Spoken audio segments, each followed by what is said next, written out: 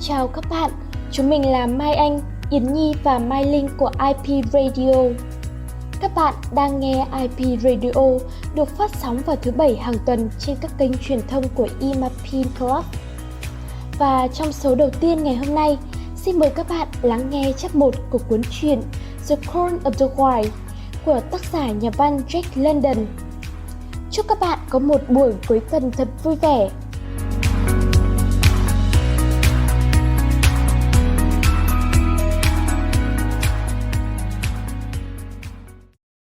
Into the Wild. Chapter 1. Into Primitive. Old longing's nomadic leap, chafing at custom's chain, again from its brumal sleep, wakens the feline strain. Buck did not read newspapers, or he would have known that trouble was brewing, not alone for himself, but for every tidewater dog, strong of muscle and with warm long hair from Puget Sound to San Diego. Because men, groping in Arctic darkness, has found a yellow metal, and because steamship and transportation companies were bombing the find, thousands of men were rushing into the Northland. These men wanted dogs, and the dogs they wanted were heavy dogs, with strong muscles by which to toil and furry coats to protect them from the frost. Buck lived at a big house in the sun-kissed Santa Clara Valley. Judge Miller's place, it was called. It stood back from the road, half hidden among trees, through which glimpses could be caught of wild, cool veranda that ran around its four sides. The house was approached by graveled driveways, which wound about through wide-spreading lawns and under the interlacing boughs of tall poplars. At the rear, things were on even a more spacious scale than at the front. There were great stables where dozens of grooms and boys held forth, rows of thin-clad servants' cottages, and endless and orderly array of outhouses, long grape arbors, green pastures, orchards, and berry patches.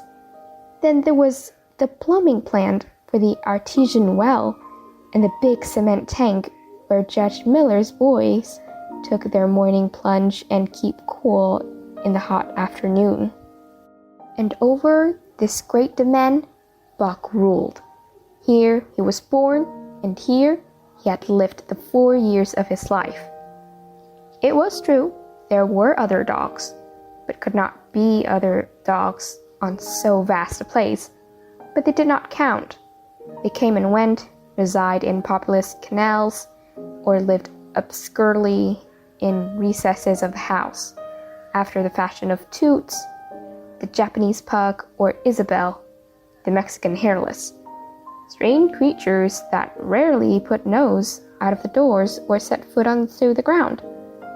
On the other hand, there were the fox terriers, a score of them at least, who yelped fearful promises at Toots and Isabel, looking out of the windows at them, and were protected by a region of housemates armed with brooms and mops. But Buck was neither house dog nor kennel dog. The whole realm was his.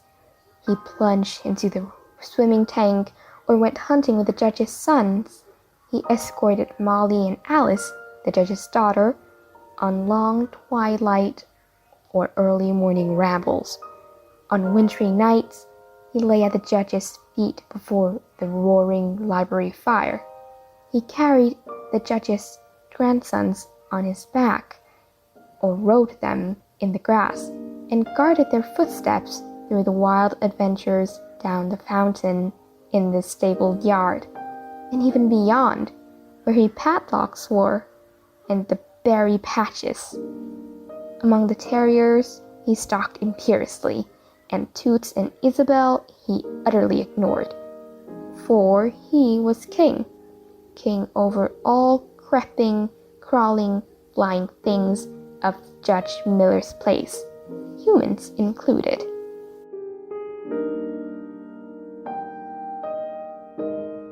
His father, Elmo, a huge Saint Bernard, had been the judge's inseparable companion, and Buck bid fair to follow in the way of his father. He was not so large. He weighed only 140 pounds, for his mother, Shep, had been a Scotch shepherd dog. Nevertheless, 140 pounds, to which was added the dignity that comes of good living and universal respect, enabled him to carry himself in right royal fashion. During the 4 years since his puppyhood, he had lived the life of a sated aristocrat. He had a fine pride in himself, was even a trifle egotistical, as country gentlemen sometimes become because of their insular situation.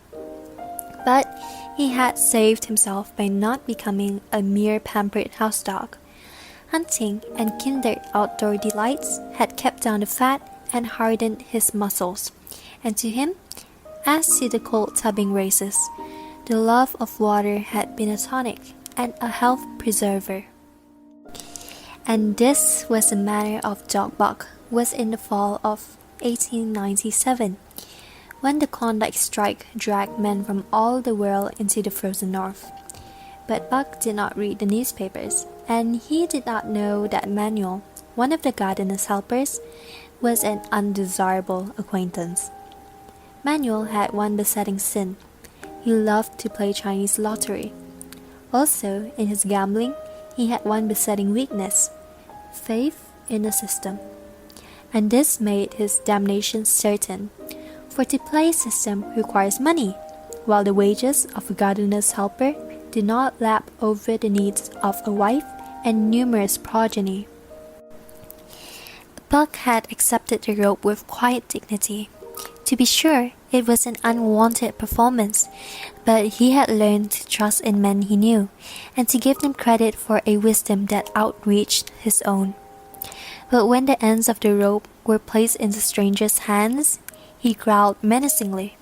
He had merely intimated his displeasures, in his pride believing that to intimate was to command. But to his surprise, the rope tightened around his neck, shutting off his breath. In quick rage, he sprang at the man, who met him halfway, grappled him close by the throat, and with a deft twist threw him over on his back. Then the rope tightened mercilessly, while Buck struggled in a fury, his tongue lolling out of his mouth, and his great chest panting futilely. Never in his life had he been so vilely treated, and never in all his life had he been so angry. But his strength ebbed, his eyes glazed, and he knew nothing when the train was flagged and the two men threw him in the baggage car.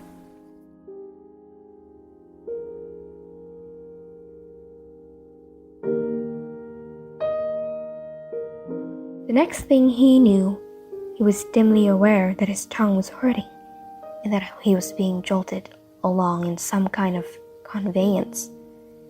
The hoarse streak of a locomotive whistling across told him where he was. He had traveled too often with the judge not to know the sensation of a riding baggage car. He opened his eyes, and into them came the unbridled anger of a kidnapped king, and sprang for his throat, but Buck was too quickly for him. His jaws closed on the hand, nor did they relax until his senses were choked out of him once more. "Yep, has fits," the man said, hiding his mangled hand from the baggageman, who had been attacked by the sounds of a struggle. "I'm taking 'em up to the boss to Frisco's. A crack dog doctor there thinks he can cure 'em." Concerning that night ride, the man spoke most eloquently of himself. In a little shed back of a saloon on the San Francisco waterfront. "All I get is $50 for it," he grumbled, "and I wouldn't do it over for 1,000 cold cash." His hand was wrapped in a bloody handkerchief. and the right trouser leg was ripped from knee to ankle. "How much did the other muck get?" the saloon keeper demanded. "100, was replied. "Wouldn't take a soul less, so help me." "That makes 150, the saloon keeper calculated. "And he's worth it, or I'm a squarehead." The kidnapper undid the bloody wrappings and looked at his lacerated hand. "If I don't get the hydrophobia, it'll be because you was born to hang," laughed the saloon keeper. "Here, lend me a hand before you pull your fright," he added. Dazed, suffering intolerant pain from the throat and the tongue, with the life half rotten out of him, Buck attempted to face his tormentors, but he was thrown down and choked repeatedly till they succeed in filling the heavy brass collar off his neck. The rope was removed, and he was flung into a cage-like crate.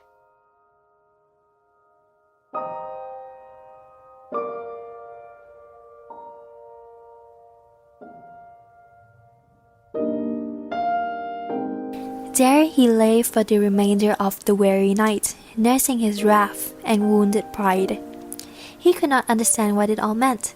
What did they want with him, these strange men? Why were they keeping him pent up in this narrow crate? He did not know why, but he felt oppressed by the vague sense of impending calamity. Several times during the night, he sprang to his feet when the shed door rattled open, expecting to see the judge or the boys at least. But each time, it was the bulging face of the salon keeper that peered in at him by the sickly light of a tallow candle. And each time, the joyful bark that trembled in Buck's throat was twisted into a savage growl. But the salon keeper let him alone, and in the morning 4 men entered and picked up the crate. More tormentors, Buck decided, for they were evil-looking creatures, ragged and unkempt. And he stormed and raged at them through the bars. They only laughed and poked sticks at him, which he promptly assailed with his teeth till he realized that that was what they wanted. Whereupon he lay down sullenly and allowed the crate to be lifted into a wagon. Then he, and the crate in which he was imprisoned, began a passage through many hands. Clerks in the express office took charge of him. He was carted about in another wagon. A truck carried him with an assortment of boxes and parcels upon a ferry steamer. He was trucked off the steamer into a great railway depot, and finally he was deposited in an express car.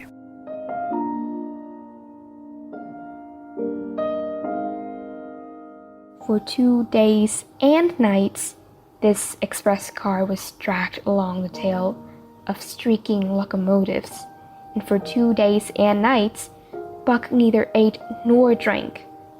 In his anger, he had met the first advances of the express messengers with growls, and they had retaliated by teasing him.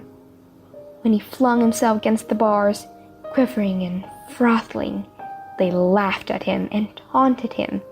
They growled and barked like detestable dogs, mewed and flapped their hands and crowded. It was all very silly, he knew, but therefore the more outrage to his dignity, and his anger waxed and waxed. He was glad for one thing. The rope was off his neck. That has given them an unfair advantage, but now that it was off, he would show them. They would never get another rope around his neck. Upon that, he was resolved. For 2 days and nights, he neither ate nor drank, and during those 2 days and nights of torment, he was accumulated a fund of wrath that boded ill for whoever first to fell foul of him. His eyes turned bloodshot, and he was metaphored into a raging feed. So changed was he that the judge himself would not have recognized him, and the express messengers breathed with relief when he bundled him off the train at Seattle.